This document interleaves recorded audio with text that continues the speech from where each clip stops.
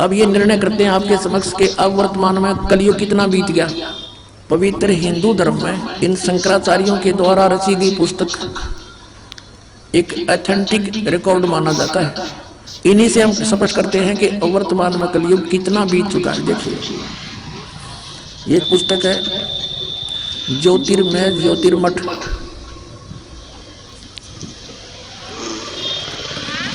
यहाँ इसका कुछ विवेचन दिया है। ज्योतिर्मय ज्योतिर्मठ संपादक इसके हैं श्री स्वरूपानंद सरस्वती जी महाराज। ये स्वरूपानंद जी हैं जो अब वर्तमान में गद्दी पर बैठे। श्री स्वामी ये दो मठों के अधिकारी हैं, ज्योतिष मठ पीठाधीश्वर और द्वारका पीठ के दो के इंचार्ज हैं।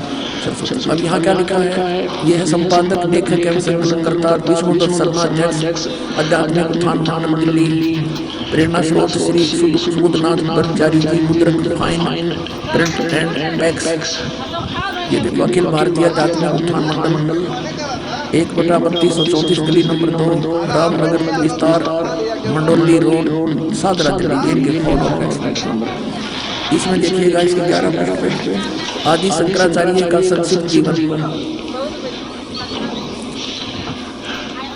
अब इसके बारे में क्या लिखा है कि लगभग 2500 वर्ष पूर्व शंकराचार्य का जन्म जन्मराती अवस्था के युग में केरल प्रांत ब्रह्मपुरा नदी तट पर कालाड़ी ग्राम में धर्मिष्ठ नमूद्री वैश्य ब्राह्मण शिवपुर इसके घर हुआ। अब यहाँ देखो गुरु परंपरागत मठों के अनुसार उनका आविर्भाव शंकराचार्य का जन्म शंकर भगवान के आशीर्वाद से हुआ, अतः उनका नाम शंकर रखा गया। गुरु परंपरागत मठों के अनुसार उनका आविर्भाव काल यानी जन्म समय ईसा मसीह जी से पूर्व 508 वर्ष पहले, ईसा के जन्म से 508 वर्ष पहले माना जाता है। ये या शब्द करके इन्होंने 476 लिखा है, ये गलत लिखा है।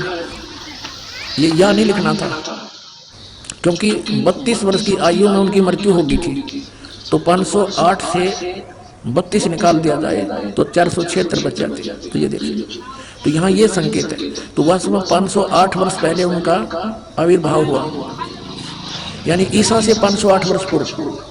ठीक हो गया। और आज से हम गणना करें 2012 से, तो शंकराचार्य जी का जन्म कब हुआ? 5520 वर्ष पूर्व।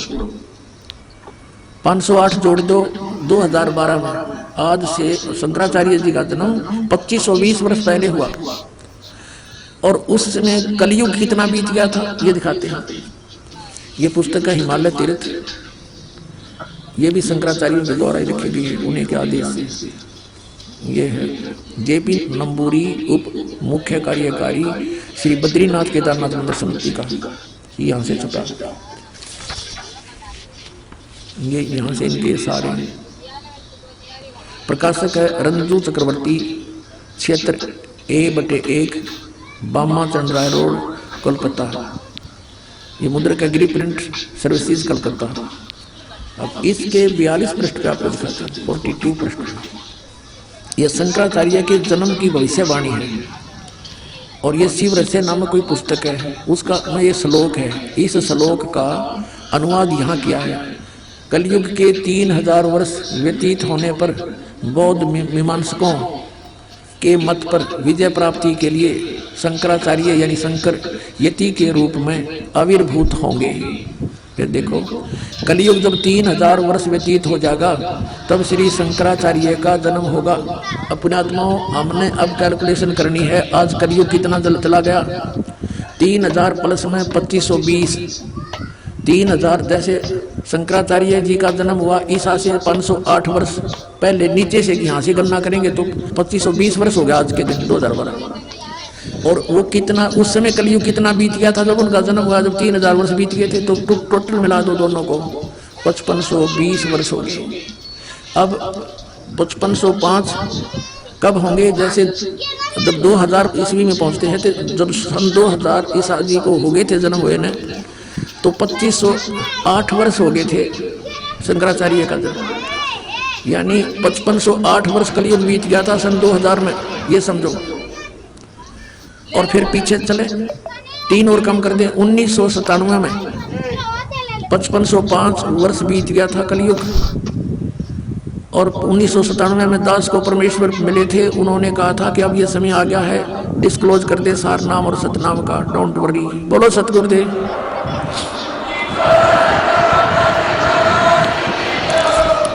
अपना आत्मा ये ना सोचना कि दास बनावटी बात बनाकर अपना मूर्ख बनाना चाहता, नहीं, आपको बहुत बुद्धिमान बनाना चाहता है और सच्चाई से परिचित कराना चाहता है। कि उस समय दास ने इसको देखा भी नहीं था कि ये क्या इतना गहराई से नहीं जाना था कबीर सागर को भी, लेकिन जो मालिक ने लेख लिख दिए वो अपने समय पर अपने आप होते रहते हैं। अब देखिएगा सन 1997 के लिए कैसे आपको यकीन होगा। देखना, दास ने एक पुस्तक लिखी है जातमी ज्ञान गंगा,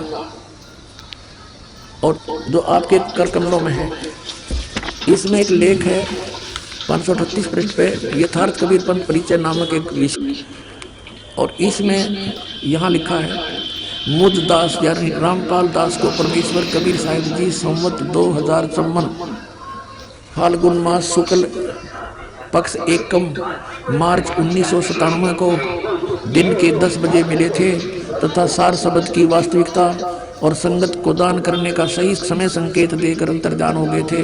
और इसको यानी मुझे परमात्मा मिले थे, इसको अगले आदेश तक रहस्य युक्त रखने का आदेश दिया था। और फिर परमात्मा ने एक और अनमोल खजाना अभी 10 दिन के अंदर अंदर हमें दिया है, ये और आपके रूप कराना चाहता दास। देखिएगा, एक है सूक्ष्म वेद बोध। इसमें परमात्मा ने 600 वर्ष पहले कहा था, धर्मदास एक ऐसा समय आएगा कि पूरे विश्व में मेरा ही ज्ञान और मेरी ही महिमा रहेगी, और सब ज्ञान सब पंथ ये समाप्त हो जाएंगे, केवल एक पंथ रहेगा। ये है कबीर सागर, ये वही कबीर सागर बोध सागर इसका खंड है। इसमें अध्याय है सूक्ष्म वेद बोध, और यहाँ देखना 171 पृष्ठ पे, यहाँ परमात्मा ने 600 वर्ष पहले कह दिया था धर्मदास को। यहाँ से नीचे से देखेंगे, कबीर सत्य कबीर वचन यानी कबीर परमेश्वर के वचन है ये। अब यहाँ कबीर साहब बोलते आ रहे हैं, तो यहाँ देखिएगा, इसमें लिखा है कि 5 सहस्र और 500 5500 जब कलयुग बीत जाए, जब 5500 यानी 5500 कलयुग बीत जाएगा, तब महापुरुष फरमान जग तारण को आए। परमात्मा ने कहा था कि जब 5500 वर्ष कलयुग बीत जाएगा तब महापुरुष फरमान तब जग तारण को आए। हिंदू तुर्क आदि सब है जितने जीव जहान, और सतनाम की साख है ये पाँव है पद निर्वाण। अपना आत्मा परमात्मा का आदेश लेख है ये बहुत पहले का, अब ये सच्चा होना ही था। क्या कहा कि हिंदू तुर्क माने मुसलमान, हिंदू मुसलमान आदिक और भी जितने भी, जैसे कोई भी सिख धर्म है, ईसाई धर्म है, या अन्य कोई डिवाइड हो गए, कोई पंथ बन गए हैं, ये सभी जितने जीव जहान और सतनाम की साख गए, यानी सतनाम को प्राप्त करके और पावे पद निर्वाण, निर्वाण माने मोक्ष पद प्राप्त करेंगे, सबका मोक्ष हो जाएगा, जो भी शरण आ जाएंगे सतनाम लेंगे। यथा शरीतगण, ये सब कैसे होंगे, एक सब पंथ मिटा के एक पंथ चलावें, वो कैसे मिलेंगे, कैसे? देखो इस ज्ञान के आधार से ऐसे आएंगे। यथा शरीतगण, शरीतगण माने सभी दरियाएं नदियां आप ही मिले सिंधु में धाये, जैसे दरिया स्वाभाविक ही सिंधु यानी समुद्र में दौड़ के जाती हैं, उनके बस की बात नहीं, अपने आप उनका फलो बन जाता है। यथा शरीतगण आप ही मिले सिंधु में धाये, सत सुकृत के मध्य तिमि ये सभी पंथ समाये। जिस प्रकार नदियां अपने आप समुद्र में जाकर मिल जाती हैं, पूरी स्पीड के साथ जाती हैं, ऐसे ही उस सत सुकृत के मध्य यानी उस सच्चे पंथ मैं चलाऊंगा उसके मध्य में ये सभी पंथ समाएंगे, ऐसे जैसे दरिया जाके समुद्र में समाती हैं अपने आप। अब क्या बताते हैं, जब लग पूर्ण हो नहीं ठीके को तिथिवार, ये ठीक माने निर्धारित समय जो मैंने कर रखा धर्मदास, जब तक ये ठीक का समय यानी 5500 वर्ष कलयुग नहीं बीत जाएगा, तब तक तो मेरी ये वाणी बिल्कुल निराधार दिखाई देगी जो सूक्ष्म वेद में लिखी है। देखिएगा, जब लग पूर्ण हो नहीं ठीक को तिथिवार, कि जब तक ये निर्धारित समय नहीं आएगा, ठीक माने निर्धारित समय, निश्चित समय। जैसे ये ठीक का दास ने कहाँ से जाना, बचपन में हम सुना करते थे कि एक व्यापारी पैसे नहीं दे रहा है, आगे से आगे ठीक बता रहा है, ठीक, ऐसे हमारी लोकल लैंग्वेज का शब्द है ये। तो ठीक का मतलब निर्धारित समय निर्धारित कर देना, ये ठीक। परमात्मा कहते हैं जब मेरे द्वारा किया गया हो ये समय 5505 यानी कलयुग 5500 नहीं बीतेगा तब तक तो ऐसा लगेगा जैसे ये वैसे ही कह रखा भगवान ने कबीर सागर में, और उस दिन ये पूर्ण हो जाएगा। अब देखो, जब लग पूर्ण हुए नहीं ठीक, ठीके का यानी ठीक का तिथि बार और कपट चातुरी तब लो, ये सब संवेद निराधार, मेरी वाणी तब तक निराधार महसूस होगी।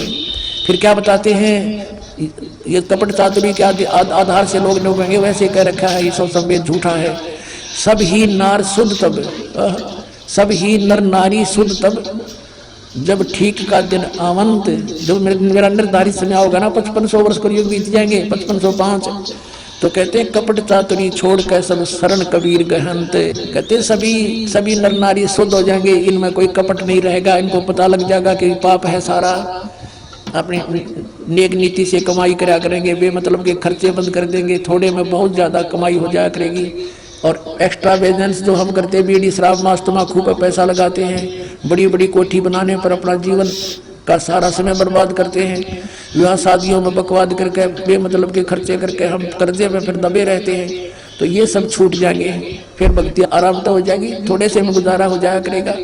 तो ऐसे बताया है, देखिएगा, सब ही नारी नर शुद्ध तब, जब ठीक का दिन आवंत, और कपट चातरी छोड़कर सब शरण कबीर गहनते, कबीर साहब की शरण गहन करेंगे, मेरी शरण में आ जाएंगे सारे के सारे। एक अनेक हव गए, ये जितने भी अलग अलग पंथ अलग अलग मजहब बन गए, पुनः अनेक हो एक, पुनः यानी फिर सारे एक हो जाएंगे, एक अनेक हव गए हो गए, और पुनः अनेक हो एक, हंस चले सतलोक को सब सतनाम की टेक। अपना आत्मा ये सतनाम की कितनी कीमत बताई है कि सतनाम के जाप से सभी जो शरण में आ जाएंगे कबीर परमेश्वर की दास के माध्यम के, रामपाल दास के माध्यम से, तो सभी हंस चले सतलोक, सब कौन, सब जो सतनाम की टेक, सतनाम को प्राप्त करके नियमित रहेंगे, सभी सतलोक चले जाएंगे, टोल के टोल जाओगे, मेड़ा का मेड़ा भरा जाएगा। सत्कर मान लियो अपने आत्माओं, आपको पता भी नहीं लगेगा। जैसे ये बच्चे जाते हैं प्रचार करने,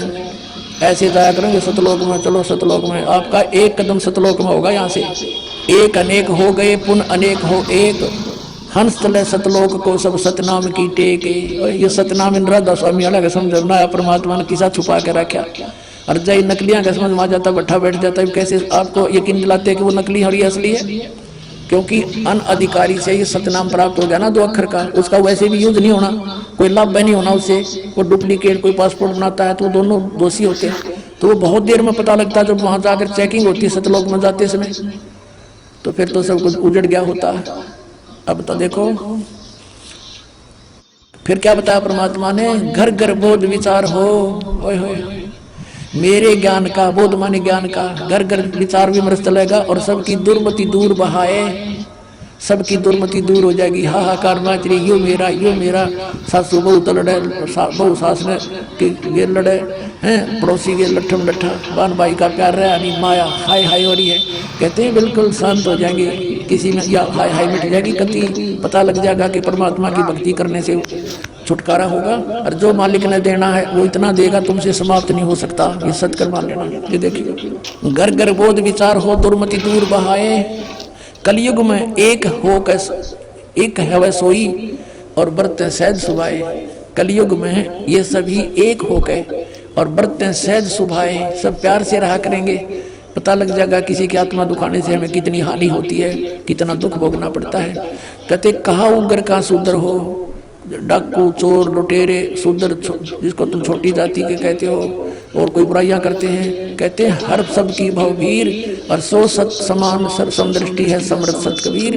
के सभी उग्र हो चाहे शूद्र हो, डाकू चोर, सब इस बात को स्वीकार करेंगे कि हम गलती कर रहे हैं, और अपना सच्चाई से के साथ इस मार्ग को ग्रहण करेंगे। और बहुत भीड़ माने बहु संख्या में लोग इस वस्तु को, सतनाम को, इस पंथ को ग्रहण करेंगे।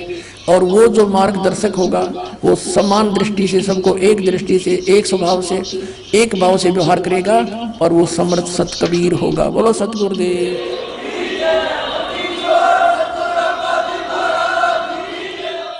अपने आत्मा आपके